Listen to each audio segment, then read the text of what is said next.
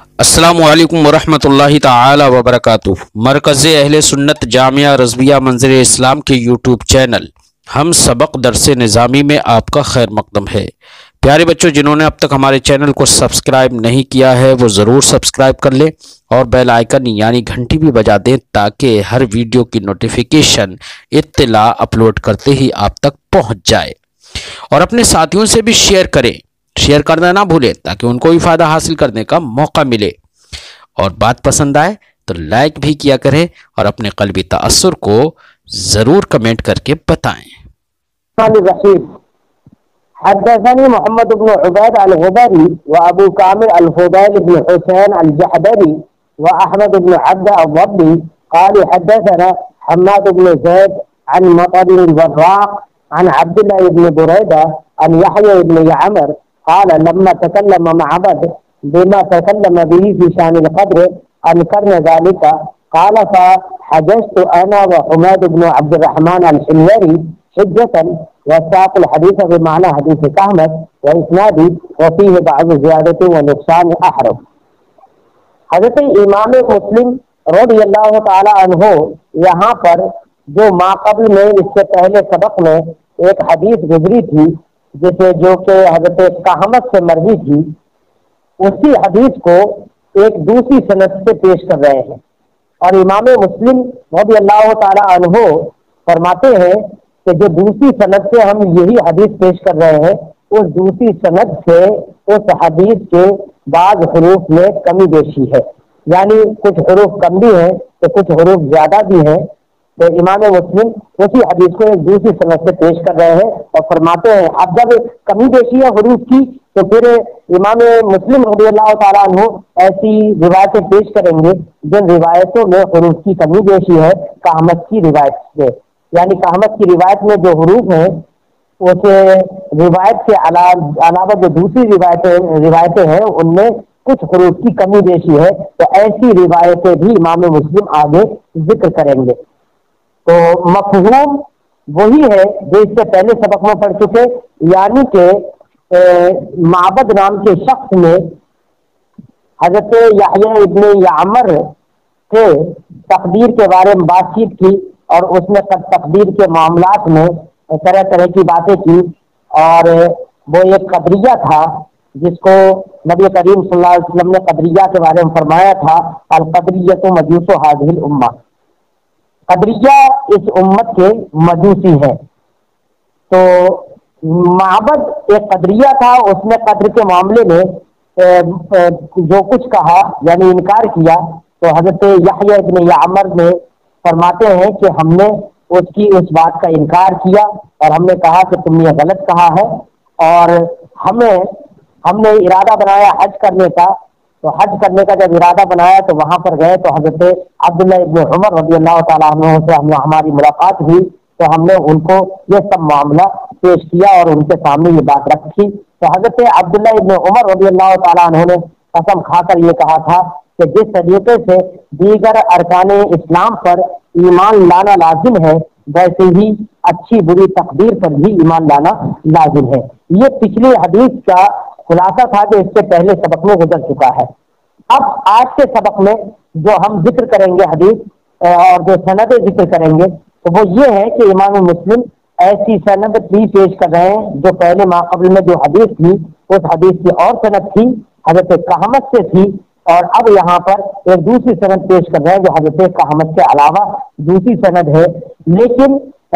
سند ایک ہی حدیث جب دو سندوں سے آ جاتی ہے یا متعدد طرق سے آ جاتی ہے تو اگر وہ حدیث ضعیف بھی ہو تب بھی متعدد طرق کی بنا پر اس کا ذوق ختم ہو جاتا ہے، اس لیے امام مسلم رضی اللہ تعالی عنہ ایک دوسری سند سے بھی اس حدیث کو پیش کرتے ہیں تاکہ اس کے قوت میں کوئی شک نہ رہے۔ فرماتے ہیں حدثنی محمد بن عبید الغبری، ہم سے حدیث بیان کی محمد بن عبید غبری نے اور ابو کامل فضیل ابن حسین جحدری نے، دونوں نے ہم سے حدیث بیان کی، اور احمد ابن عبدہ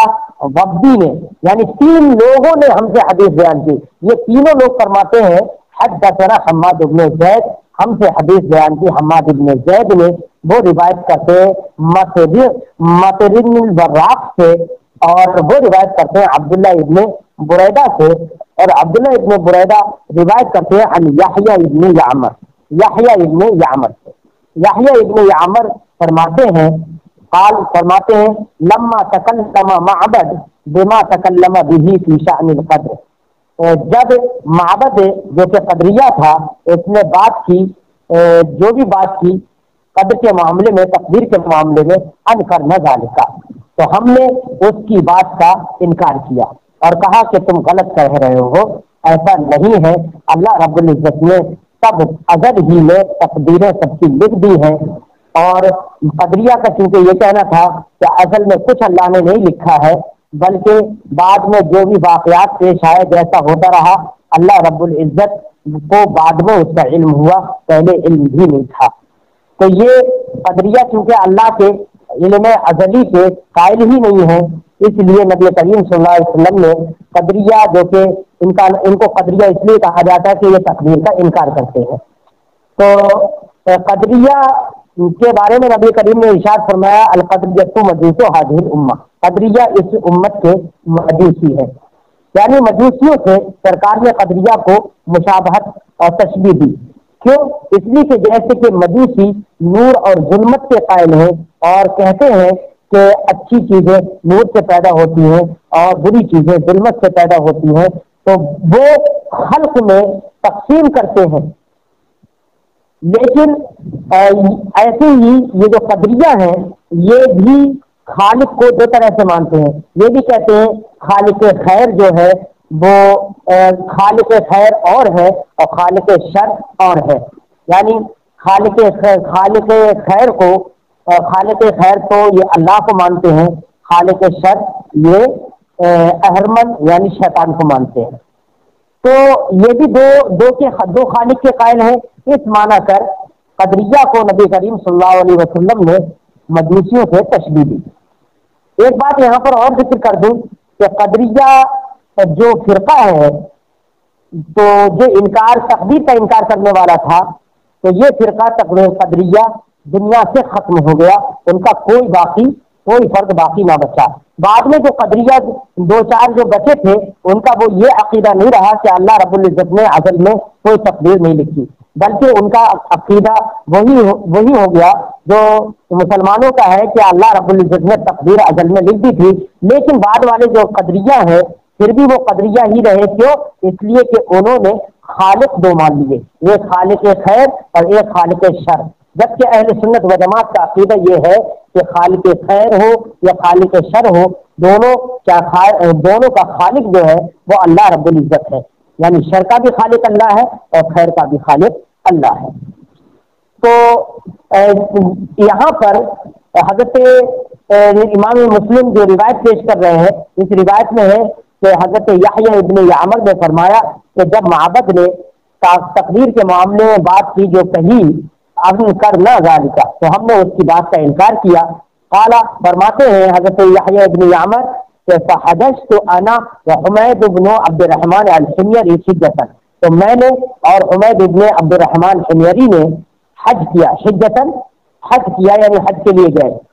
وساق الحدیث بمعنی حدیث کہمت، ما قبل میں جو اس سے پہلے سبق میں کہمت کی جو حدیث گزر چکی ہے، تو انہوں نے اس کے بعد یہ بیان کرنے کے بعد کہ ہم دونوں حج کرنے کے لیے گئے تھے، اس کے بعد پوری وہی حدیث بیان کی جو کہ کہمت کی حدیث ہے ما قبل میں، تو اسناد ہی اور اس کی اسناد وہی ہے جو کہ کہمت کی حدیث کی اسناد ہے۔ وفی ہے بعض زیادتوں و نقصان احرف، اور تھوڑی کمی بیشی ہے، یہ جو بعد میں جو حدیث ذکر کی ہے اس میں کچھ الگ ہے، کچھ حروف کی کمی اور بیشی ہے جو ما قبل کی حدیث میں نہیں تھی۔ تو ما قبل کی حدیث سے کچھ حروف کی کمی بیشی ہے، تو امام مسلم رضی اللہ تعالیٰ عنہ آگے ایسی روایتیں پیش کر رہے ہیں جن سے آپ کو یہ سمجھ میں آئے گا کہ کہمت کی حدیث سے کچھ حدیثیں اسی معنی میں ہی ہیں جو کہ کہمت کی حدیث کا معنی ہے، لیکن ان کے الفاظ اور حروف کچھ الگ ہے، کچھ بدلے ہوئے ہیں۔ کیسے بدلے ہوئے ہیں؟ تو وہ تبدیلیاں اور وہ تغیر کیا واقع ہوا، وہ زیادتی اور نقصان حروف کیا واقع ہوا، اس وہی نقصان حروف اور زیادتی حروف کے ساتھ کچھ احادیث کو امام مسلم آگے ذکر کر رہے ہیں۔ فرماتے ہیں تو حدثنی محمد بن حاتم قال اخبرنا یحیی بن سعید القطان، مجھ سے حدیث بیان کی محمد ابن حاتم نے، وہ فرماتے ہیں ہمیں خبر دی یحییٰ ابن سعید قطان نے۔ یحییٰ ابن سعید قطان یہ اصحاب جرح و تعدیل سے ہیں، اور ایسی جرح و تعدیل کرتے ہیں کہ علماء کے نزدیک متفق علیہ ہیں کہ علماء حدیث فرماتے ہیں کہ یحییٰ ابن سعید قطان اگر کسی راوی کو اگر ضعیف کہہ دیں تو وہ ضعیف ہی ہوگا، اور کسی کو اگر ثقہ کہہ دیں تو وہ ثقہ ہی ہوگا۔ تو یحییٰ ابن سعید قطان کا علم جرح و تعدیل میں ایک اعلیٰ مقام حاصل ہے انہیں۔ فرماتے ہیں ہمیں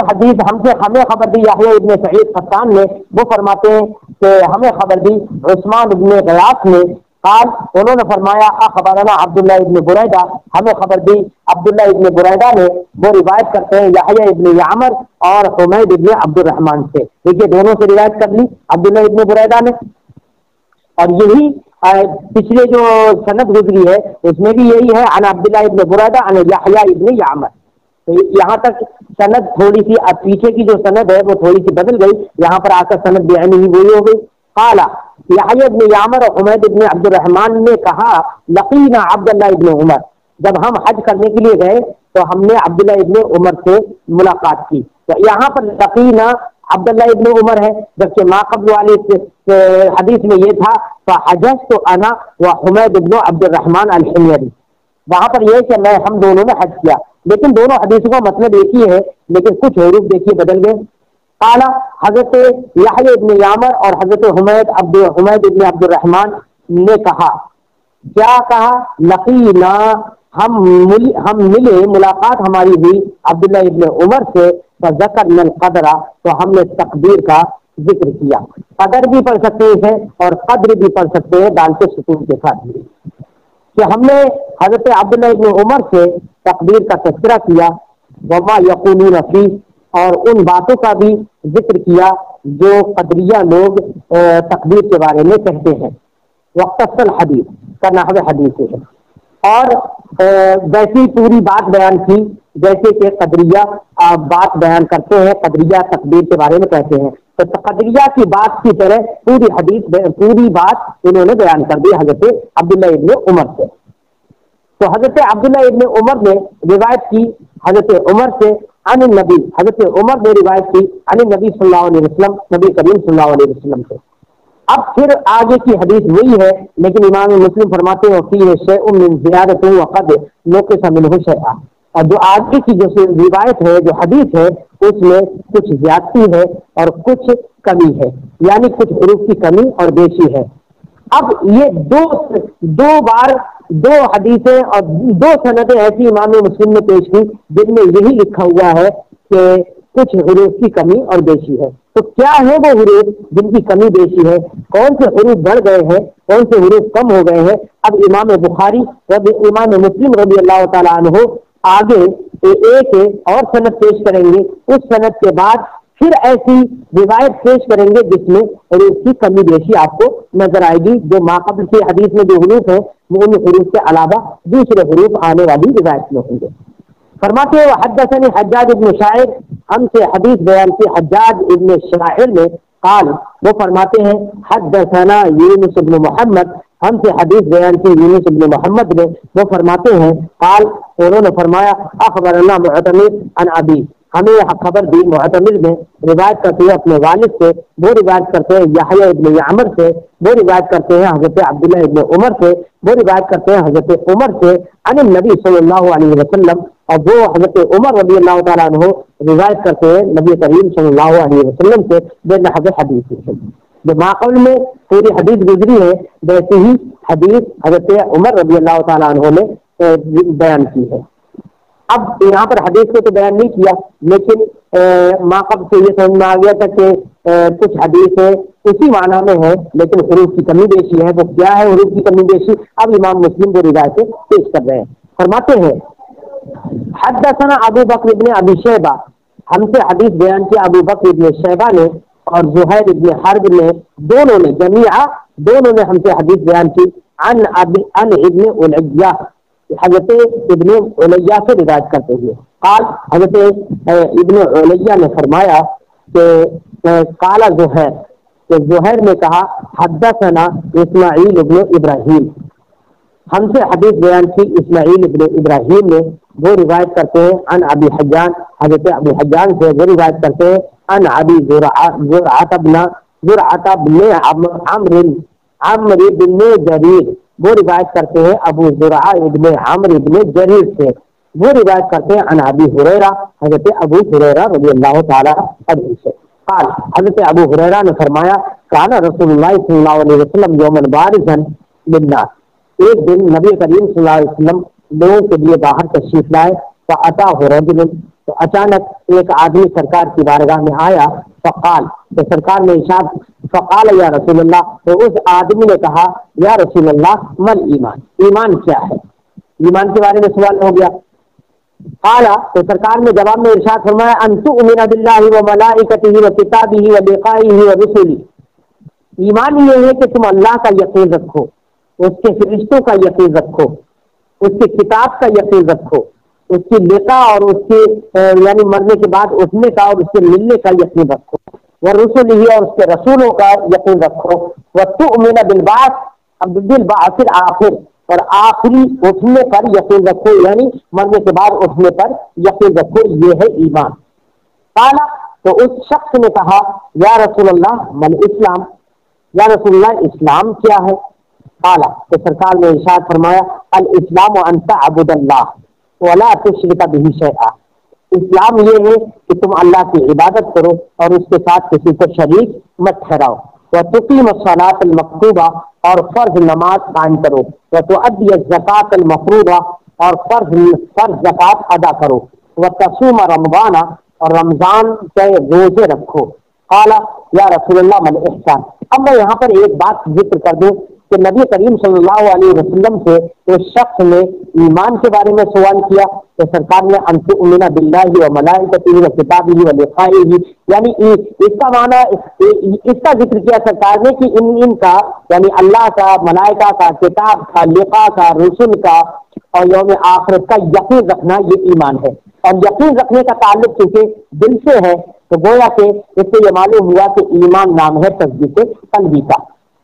اور جب اسلام کے بارے میں سوال ہوا سرکار سے تو سرکار نے فرمایا ان تعبد اللہ، کہ تم اللہ کی عبادت کرو، ولا تشرک بہ شیئا، اس کے ساتھ کسی کو شریک مت ٹھہراؤ، اور آگے فرمایا کہ نماز مفروضہ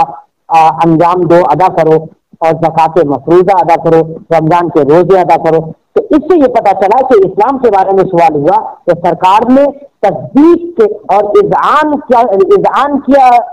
ذریعے سے جواب نہیں دیا، بلکہ سرکار نے اعمال کا جواب دیا کہ روزہ رکھو، زکات دو،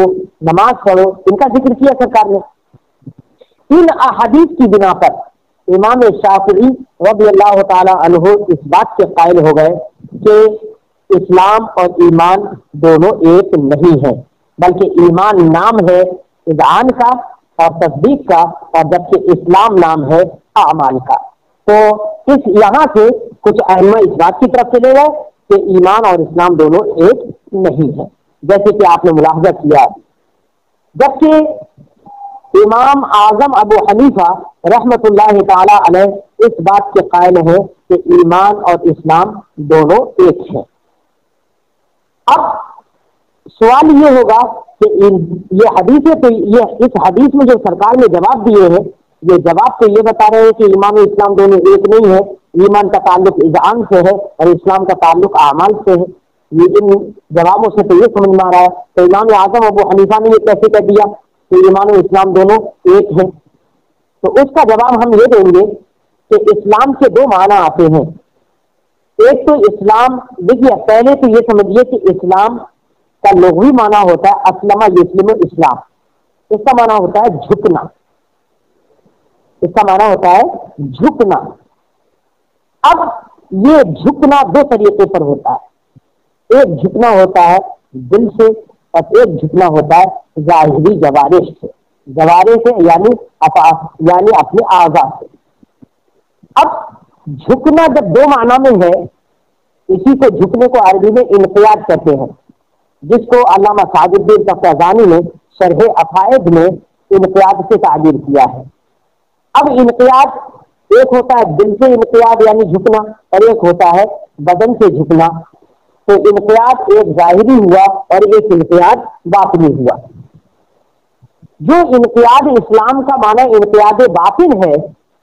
وہ انقیاد باطن ایمان کا عین ہے. یعنی اسلام، اور جہاں پر ہمارے ائمہ یہ کہتے ہیں کہ ایمان اور اسلام دونوں ایک ہیں، اس سے مراد یہ ہے اسلام سے انقیاد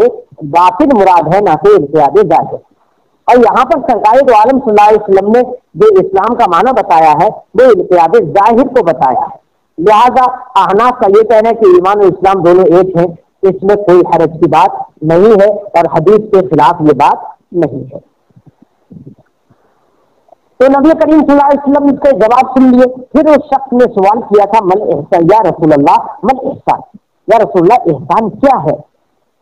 تو سرکار نے ارشاد فرمایا ان تعبد اللہ کأنک ترہ. احسان یہ ہے کہ تم اللہ کی عبادت کرو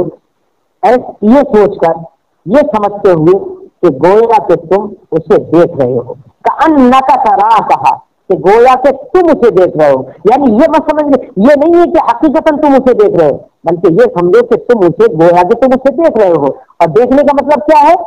کہ ظاہر بات ہے کہ اگر ہم کسی اپنے بڑے کی طرف دیکھیں گے تو ہمارا پورا دل اور پورا دماغ اسی کی طرف لگا ہوا ہوگا. تو گویا کہ یہاں پر رویت سے کنایا ہے، رویت جو ہے یہ کنایا ہے خشوع اور خضوع کی طرف، خشوع اور خضوع سے کنایا ہے. لہذا اس کا مقصد یہ ہے کہ تم اس طریقے سے عبادت کرو کہ تم اللہ کی جانب پورے طور سے متوجہ ہو. ان لا تراہ، اگر تم خدا کو نہیں دیکھ رہے ہو اور نہیں دیکھتے ہیں، حقیقتاً نہیں دیکھتے ہیں، فإنہ یراک، تو خدا کو تمہیں دیکھ رہا ہے. لہذا دل میں خوشی اور خضوع پیدا کرو. تو خوشی اور خضوع کے ساتھ اللہ کی عبادت کرو، یہ احسان ہے. باقی میں احسان کی گفتگو اس سے پہلے سبق میں کر چکا ہوں. قال یا رسول اللہ متی الساعہ، پھر اس شخص نے سوال کیا یا رسول اللہ قیامت کب قائم ہوگی؟ قال، تو سرکار نے ارشاد فرمایا مل مسئول عنہا بأعلم من السائل. مسئول عنہا یعنی قیامت کے بارے میں جس سے پوچھا جا رہا ہے وہ سائل سے زیادہ نہیں جانتا. تو بأعلم اس میں تفضیل فرمایا، اور آپ جانتے ہیں کہ اس میں تفضیل یہ زیادتی پر دلالت کرتا ہے. تو اب نفی بھی کس کی ہوگی؟ زیادتی کی نفی ہوگی. تو مانا ہوگا کہ مسئول عنہا یعنی قیامت کے بارے میں جس سے پوچھا جا رہا ہے وہ سائل سے زیادہ نہیں جانتا ہے، یعنی ذاتی کی نفی ہے، نفس علم کی نفی نہیں ہے. یا اس کا مطلب یہ نکلا کہ قیامت کے قیام کے بارے میں حضرت جبریل علیہ السلام بھی جانتے ہیں اور حضرت نبی کریم صلی اللہ علیہ وسلم بھی جانتے ہیں. اس حدیث پاک کے اس ٹکڑے کو کچھ دیوبندی اور وہابی اس طور پر لیتے ہیں، وہ کہتے ہیں کہ دیکھیے سرکار نے یہاں پر علم کی نفی فرمائی ہے، قیامت کا علم سرکار کو نہیں ہے. ابھی ہماری گفتگو سے آپ نے سمجھ لیا ہوگا کہ اس ٹکڑے سے سرکار کے علم غیب کی نفی نہیں ہو رہی ہے، نفس علم کی نفی نہیں ہو رہی ہے، بلکہ زیادتی علم کی نفی ہے. اور میں نے اس سے پہلے بتایا تھا کہ یہاں پر سرکار نے جواب کیوں نہیں دیا. پھر سوال یہ ہوگا کہ جب سرکار کو علم تھا تو سرکار نے جواب کیوں نہیں دیا کہ اس وقت میں قائم ہوگی، اس دن قائم ہوگی، اس تاریخ میں قائم ہوگی، اس سن میں قائم ہوگی. یہ سرکار نے جواب کیوں نہیں دیا جب علم تھا؟ تو میں نے اس سے پہلے بھی بتایا تھا کہ اللہ رب العزت نے قرآن پاک میں فرمایا ہے ایک جگہ کہ قیامت اچانک لوگوں پر آئے گی. کیا آئے گی؟ اچانک آئے گی. اب اگر سرکار یہاں پر سب کچھ بتا دیتے تو پھر قیامت اچانک کا کیا مطلب رہ جاتا؟ کوئی مطلب نہیں رہتا. سب لوگ تو پھر جان ہی جاتے کہ فلاں تاریخ میں آئے گی، فلاں دن میں آئے گی. تو اچانک کا کوئی مطلب نہیں رہتا. اور جب قرآن نے یہ کہا ہے کہ بغتتاً آئے گی یعنی اچانک آئے گی، اس کا مطلب یہ ہے کہ قیامت یہ اللہ کا ایک راز ہے، اور نبی کریم صلی اللہ علیہ وسلم اس کو اگر بتا دیتے تو یہ راز کو کھول دینا ہوتا. اس مصلحت کے پیش نظر نبی کریم صلی اللہ علیہ وسلم نے اس کے بارے میں نہیں بتایا. ہاں، نبی کریم صلی اللہ علیہ وسلم نے قیامت کی نشانیاں پھر بتا دی. فرمایا کہ من مسئول عنہا بعالم من السائل، تو سرکار نے فرمایا قیامت کے بارے میں جس سے پوچھا جا رہا ہے وہ سائل یعنی پوچھنے والے سے زیادہ نہیں جانتا. لیکن سأحدثک عن اشراطها، لیکن عن قریب میں تم کو اس کی علامتیں بتا دیتا ہوں.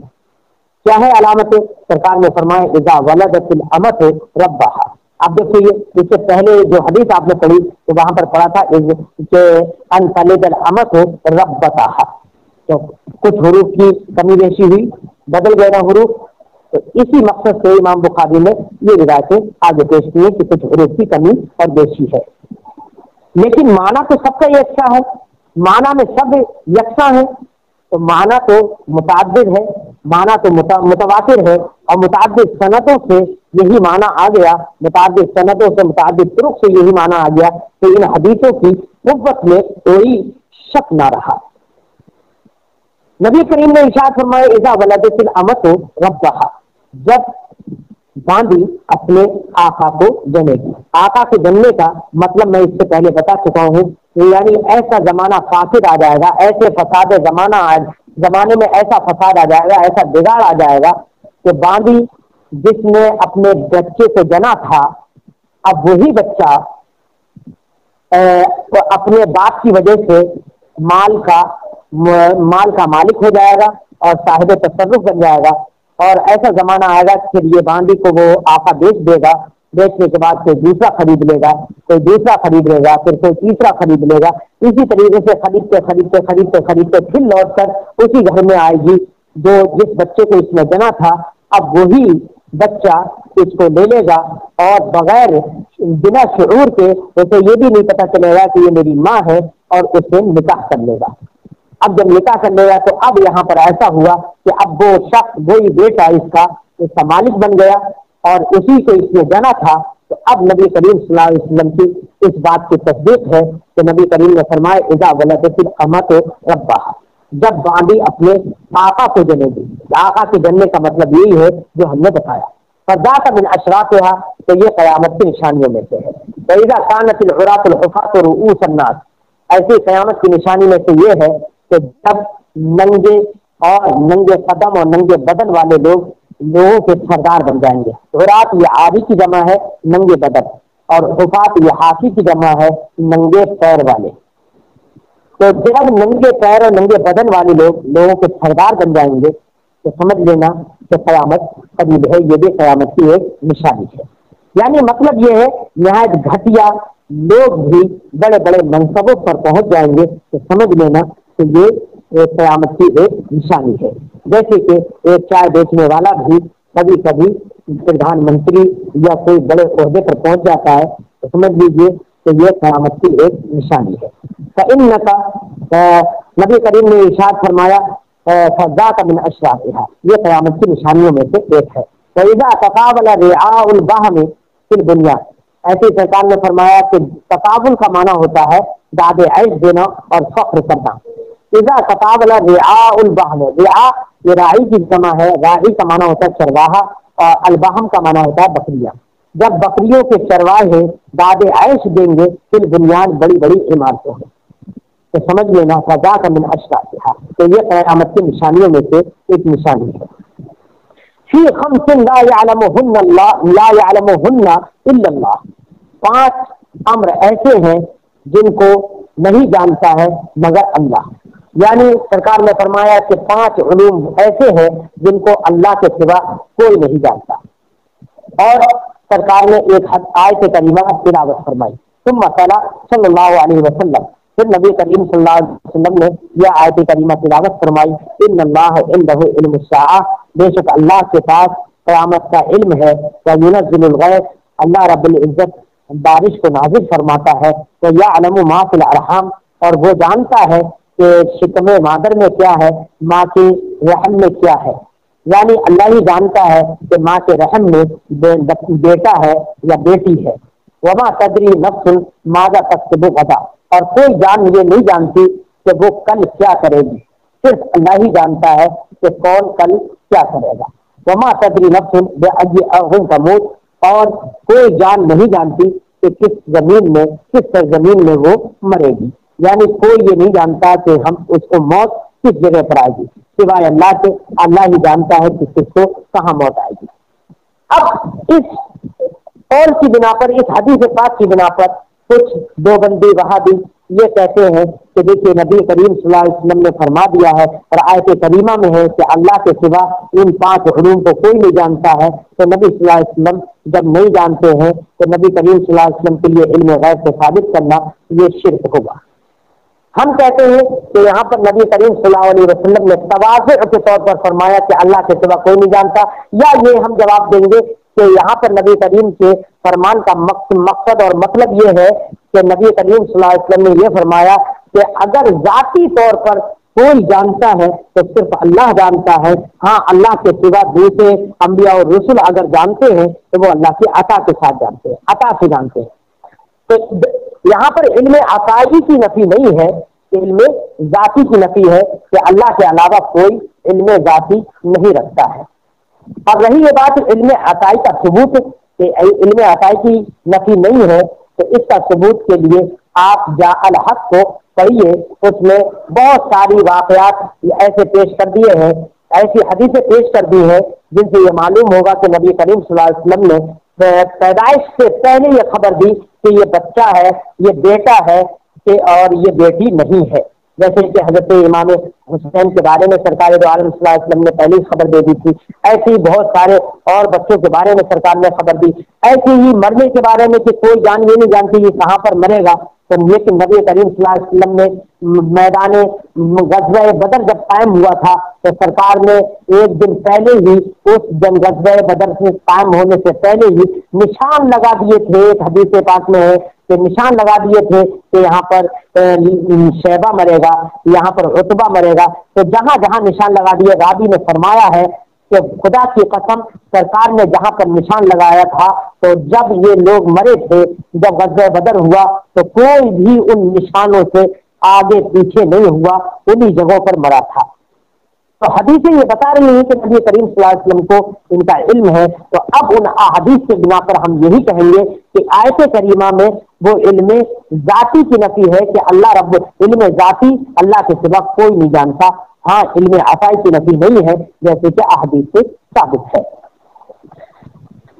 فرماتے ہیں سرکار دو عالم صلی اللہ علیہ وسلم کہ سرکار نے یہ آیت کریمہ تلاوت کی، وما تدری نفس بأي أرض تموت، کوئی جان یہ نہیں جانتی کہ کون سی زمین پر وہ مرے گا، ان اللہ علیم خبیر، بے شک اللہ جاننے والا اور خبر رکھنے والا ہے۔ قال ثم ادبر الرجل، راوی فرماتے ہیں کہ پھر وہ شخص چلا گیا جس نے سوال کیا تھا، فقال رسول اللہ صلی اللہ علیہ وسلم ردوا علی الرجل، پھر نبی کریم صلی اللہ علیہ وسلم نے ارشاد فرمایا آدمی کو میرے پاس بلا کر لاؤ۔ جب وہ چلا گیا تو سرکار نے کہا کہ بلا کے لاؤ میرے پاس، فاخذوا ليردوه، اس کا بعد صحابہ کرام اس میں لگ گئے کہ کیسے اس کو تلاش کر کے لائے اور سرکار کی بارگاہ میں اسے پیش کرے، فلم يروا شيئا، تو انہوں نے کچھ نہ دیکھا، یعنی وہ آدمی تھوڑا آگے بڑھ کر غائب ہو گیا۔ اب سرکار کو تو معلوم نہیں تھا کہ یہ جبریل ہے، پھر سرکار نے یہ حکم کیوں دیا صحابہ کرام کو کہ ذرا اس آدمی کو واپس لے کر آؤ؟ یہ سرکار نے حکم اس لیے دیا تھا تاکہ لوگوں کے ذہن میں یہ بات اتر جائے کہ یہ جبریل ہے۔ کیوں؟ وہ جب اپنی نگاہوں سے دیکھیں گے کہ ابھی تو یہ شخص نکل رہا تھا، یہاں سے جا رہا تھا، اور اب جیسی سرکار نے کہا کہ واپس لے کر آؤ، جیسے ہم واپس کرنے کے لیے اس کی طرف بڑھے وہ غائب ہو گیا، تو اب ان کو یہ یقین ہو گیا کہ یہ کوئی انسان نہیں ہو سکتا ہے، یہ کوئی فرشتہ ہی ہوگا۔ اس لیے نبی کریم صلی اللہ علیہ وسلم نے ان کے دل میں خوب عظمت بیٹھ جائے، حضرت جبریل کے علم کا یقین ہو جائے، اس لیے سرکار نے فرمایا کہ اس کو واپس لاؤ۔ حالانکہ یہ امر تکلیفی نہیں تھا، بلکہ یہ امر اس لیے تھا تاکہ ان کو معلوم ہو جائے، یقین ہو جائے کہ یہ جبریل ہی تھے۔ فلم يروا شيئا، تو انہوں نے کچھ نہ دیکھا، فقال رسول اللہ صلی اللہ علیہ وسلم، تو رسول اللہ صلی اللہ علیہ وسلم نے ارشاد فرمایا ھذا جبریل جاء ليعلم الناس دینهم، یہ جبریل تھے، لوگوں تم نہیں پہچان پائے یہ جبریل تھے، یہ اس لیے آئے تھے تاکہ لوگوں کو ان کا دین سکھائے۔ تو پچھلے جو حدیث گزری ہے اسی حدیث کے معنی میں یہ حدیث ہو گئی۔ اب ایک اور روایت پیش کر رہے ہیں اسی طرح کی، اس میں بھی کچھ حروف کی کمی بیشی ہے، مفہوم اور مطلب یہی ہے، لہذا ہم اس کا ترجمہ لگا دیتے ہیں۔ حدثنا محمد بن عبد الله بن نمير ہم سے حدیث بیان کی محمد ابن عبداللہ ابن نمیر نے، وہ فرماتے ہیں اخبرنا محمد ابن بشر، ہمیں خبر دی محمد ابن بشر نے، وہ فرماتے ہیں اخبرنا ابو حیان التیمی، ہمیں خبر دی ابو حیان التیمی نے بہذا الاسناد، اسی بہذا الاسناد مثلہ، غیر ان فی روایت ہی، اسی اسناد کے ساتھ، ہے نا، جیسے کہ ما قبل میں اسناد گزری ہے اسی اسناد کی طرح پوری سند ہے، غیر ان فی روایت ہی، سوائے اس کے کہ ابو حیان تیمی کی روایت میں الفاظ تھوڑے سے کم و بیش ہو گئے، کچھ بدل گئے ہیں۔ وہ کیا ہے الفاظ بدلے ہوئے؟ وہ یہ ہے اذا ولدت الامۃ بعلھا، یہ میں نے پہلے دن بھی کہا تھا کہ مختلف روایتیں ہیں جو آج آپ پڑھ رہے ہیں۔ اذا ولدت الامۃ بعلھا، جب باندی اپنے شوہر کو جنے گی، تو یہاں پر شوہر کو جننے کا مطلب سمجھ میں آ گیا کہ بچے کو جنا تھا، پھر لوٹ پھیر کر وہ فساد زمانہ کی بنا پر اس کی اتنی خرید و فروخت ہوئی کہ کچھ سال کے بعد وہ لوٹ کر اسی بچے کی طرف آ گئی اور اس بچے نے غیر شعوری طور پر اس سے نکاح کر لیا، تو جس کو جنا تھا وہی اس کا شوہر بن گیا۔ اذا ولدت الامۃ بعلھا، جب باندی اپنے شوہر کو جنے گی، یعنی السراوی، یہاں پر امت کا معنی کیا ہے؟ یہ باندی ہے، یعنی سے یہاں پر تفسیر کر دی ہے۔ السراوی یہ سریۃ کی جمع ہے، اور سریۃ عورت کو کہتے ہیں۔ وحدثنی، ایک اور روایت پیش کر رہے ہیں ما قبل ہی کی روایت کی طرح، بالکل وہی معنی ہے، اس لیے اس میں ہمیں توضیح اور تفصیل کی ضرورت نہیں ہے، ترجمہ لگاتے ہیں۔